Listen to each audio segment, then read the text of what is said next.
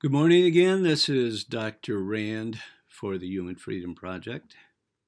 We had a interesting discussion last week on some of the aspects of the type of people I work with level 3, the governmental realm. And the governmental realm is so deep that I'm going to spend a little more time with it today. This, however, is not in the book. It's a book to be written. It is not in the book that I have written already. But the book I have written already, Rebuilding the Wounded Heart, God's Plan for the Restoration of the Soul, is a precursor to this second level. The second level has deeper spirits in it. If you were to look at a triangle and go to the very top and call that 666, let's say it's a spirit of anger. There are hierarchies of spirits of anger all over this world. So let's look at it this way. If everybody had a spirit of anger, that would be 8 billion. There you go. Not trillion or million.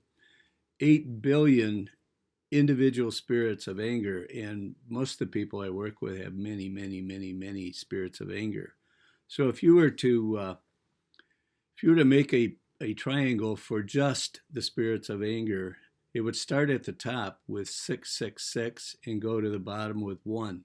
So every level would go down from there: 666, 665, 664, 300, 200, 100.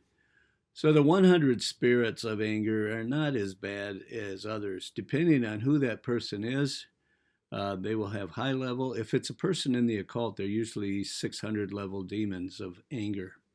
If you're just an average person that's going to church every Sunday, if you have a spirit of anger, it's probably not going to be any higher than 100. Depending on what you have, what kind of problems that you have, that would dictate the severity of the spirit of anger. So as we get into the third level, these spirits are stronger. Depending on the person, they're probably in the 200, 300, 400 level. And as we get to the sixth level, they're 600 level. And of course, 666 is called. It's in Revelation, but 666 is basically voltage. You know, we talk about power transfer. Well, the larger the voltage that the spirit has, the more difficult it is to remove them. I mean, that's just logic. So there's a direct correlation between what level the person is on and with the high level of the spirit or the low level of the spirit. So I just thought I would mention that as we go through there. You might have a anger on someone in the boardroom, one of your parts in the boardroom, that might be 100. And when you get to the sixth level, they're 600s. And I don't think there's anybody on this earth that could handle 600 volts and live. So if God wasn't protecting us in many ways, we'd all be dead a long time ago. So God protects us in ways that we never see. We're always asking him for protection and help, but he's given it to us even when we don't ask for it. But he would like us to. He would like us to have that conversation. So moving on, what I'd like to talk about today is the wheel of this same person that we started with a few weeks ago, the person that was born into the occult that we dealt with on the boardroom level, the religious realm level, and now we're on the governmental level. So I am going to show you, I'm going to move this a little closer here. I'm going to show you the wheel that is on her governmental level. So this was on her pre-birth third trimester, and so it's a Roman numeral 3 because it's the third level and it's the governmental level. Let me try to put it over here and see if that's easier. Yeah, that seems to work easier. I wish there was some simpler way to do this, but I just don't have that right now. All right, so we have three parts, and again, she didn't know where those names came from, but God gives them the names. They're on the pre-birth third trimesters. There's 3 strongholds and 2 extras. On Arthur, there's 4 strongholds and 1 extra. On Sylvia's, there's 3 and 2, and then Teddy, it's 5 and 1. And we're going to do Teddy today and show you what's on him. There's a woman, but sometimes they have male parts. So as I look at this today, we have to remove the covering, as always. And the covering, it's slavery. That's the main issue on the covering. So slavery to what? Well, we'll see. Slavery to being anti-societal. Slavery to espionage programming. And slavery to sex slave messaging program. And the orb around the outside is Satan's rule. So Satan is in control of this whole wheel.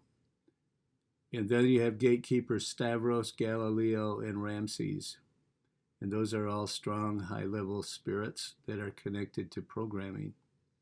So as we deal with programming, we're going to get these higher spirits like I just mentioned.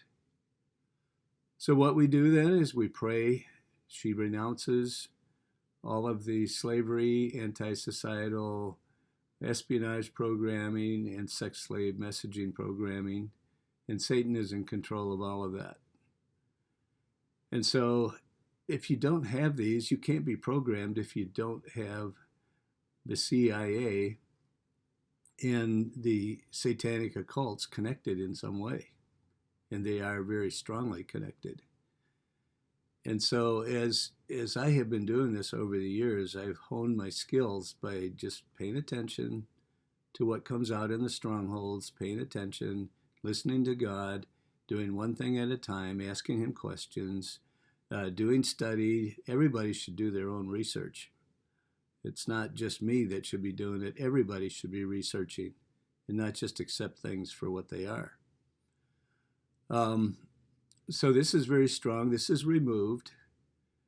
And we take Stavros, Galileo, and Ramses and make cocoons out of them and put them on the ceiling of the boardroom so Jesus can keep an eye on them until we get rid of the rest of the strongholds. But I'm going to just take Teddy here and go over his. So let's look at the first one on Teddy. Let's say this seems to be working better over here. So again, we run into emptiness and nothingness and isolation from God. That is the prime reason for Satan's efforts against us. He wants us to be separated from God. We're nothing, we're empty. Then we have deep sadness and we feel insignificant. That's what these spirits are doing. Each one of these curses has at least one spirit connected to it. Then we feel like we're non-existent. Well, these people who are being programmed. And then on the inside is silent screams. They're screaming on the inside, but they have been taught and programmed not to say anything on the outside. So it's just totally causing chaos on the inside, which means at the top, destruction of self. And that's the goal of programming, to bring you down to nothing so they can put things into you. Okay, the second stronghold, let's see. Everything is backwards, so it's hard for me. All right, the fear of exposure. If they get exposed, many times the occult will just take them out. Fear of sadness. Fear of failure. If you're a nothing, aren't you going to feel failure? And insignificance again. And then mockery. Mocking them and saying, you're nothing, you're a failure, you're this, you're that. So these spirits just hammer and hammer and hammer. And it's connected to these strongholds. And the shame is, I'm a bad person, basically. So then it gets to sadness again. And then at the very top, they put evil machinations on a person. A machine is where the word comes, machinations. A machine works, and machinations are evil ideas and evil thoughts that are portrayed in a person's mind. So as we talk about these two, it seems very well that in the third level, they've already brought this person down to be very insignificant. So then we go to the next one. It's emptiness, nothingness, and insignificance again. Then it's with that, it's emotional pain, physical pain, and theological lies. I kind of scribbled over that. So theological lies, Satan just keeps throwing negativity into the person's mind and says, oh, that's not true. Oh, that's not true. That's not true. You can't go there. So they basically take you theologically down to nothing as well. And then you want to escape from that, and they know that you can't escape, so that's going to cause a lot of frustration. But it also causes a future of no hope. I can't get free of this. So I guess I better just go along with it and do the best I can. And they won't let you be suicidal. Well, you can be suicidal, but they won't let you commit suicide because you're an asset to them. Once they get you where they want you, then they can use you for a lot of different purposes. So then the next one is powerlessness. Of course, if you're nothing, you're going to be powerless. Then they put in Satan's power.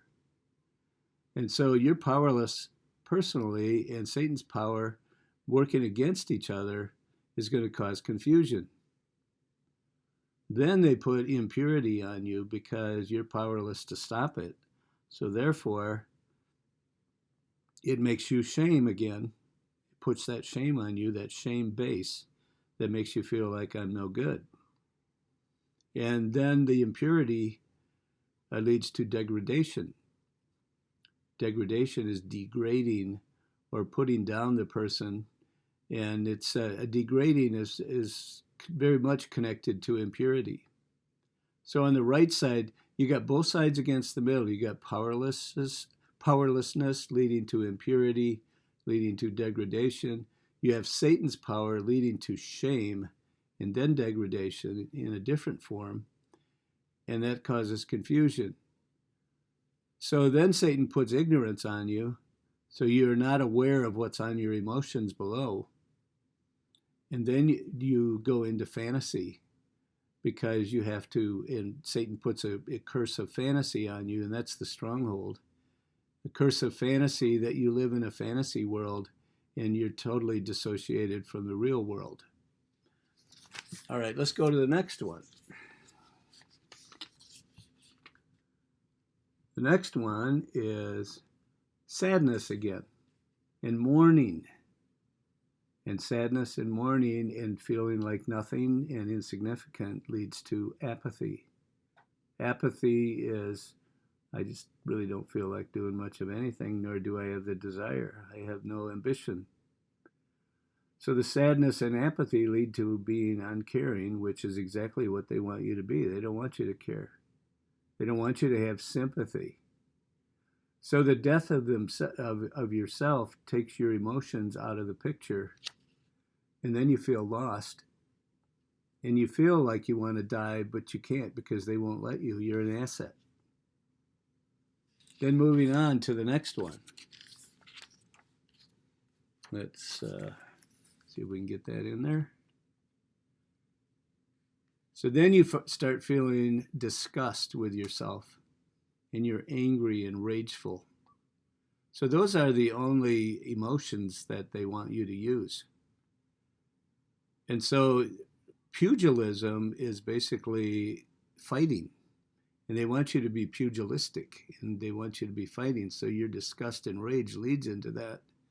And your anger and rage leads into verbal sparring. Any boxer will know what sparring is. It's practicing before the big fight. And verbal sparring is a back and forth. And it leads to destruction. Pugilism and verbal sparring lead to destruction. So there's many of these people that have trouble with their family situations because they are pugilistic and they are verbally sparring all the time.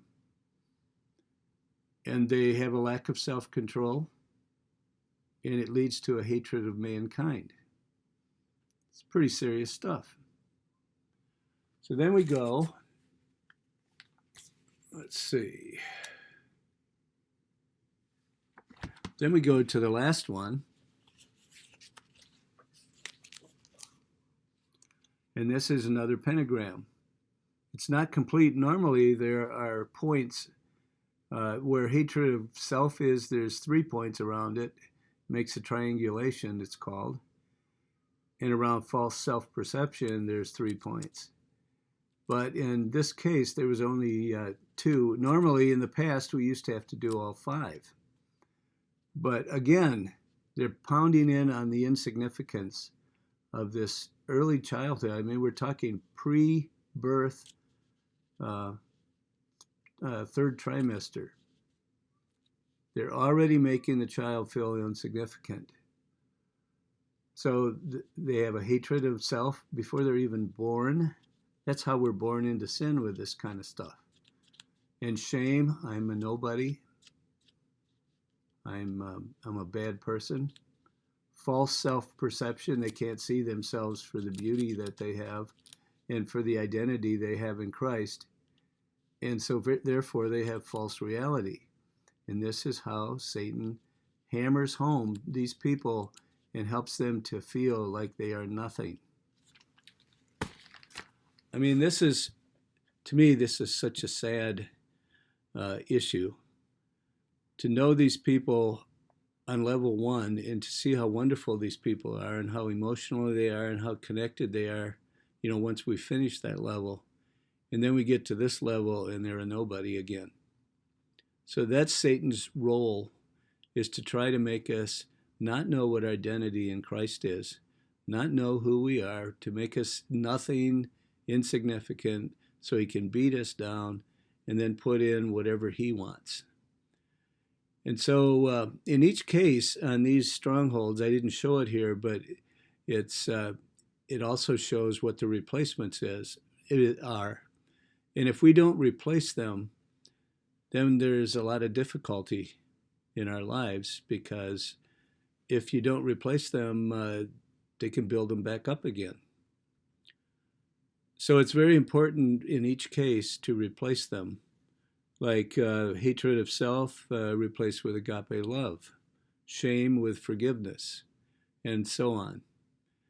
And so God says that right in his word. He says if a spirit is removed and it goes to a dry place and looks back and sees that it's empty, he will bring 7 more, which makes a simple curse into a stronghold, which we've said many times.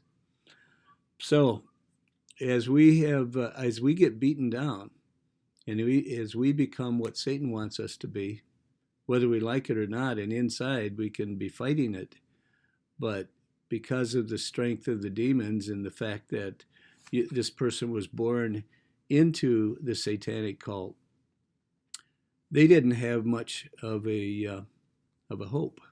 And you wonder, how do these spirits get into these women that are still pregnant and haven't given birth yet? Well, as I understand it, they have rituals. And like we in the Christian church, we have dedications where the child is dedicated to God. And that's a very serious thing for us. Well, it's a very serious thing for the enemy too. As I understand it, they take a hot, and I really don't like to talk about this much, but this is how they do it. They take a hot brand and put it up a woman's womb and brand the baby, the up the uterus and brand the baby.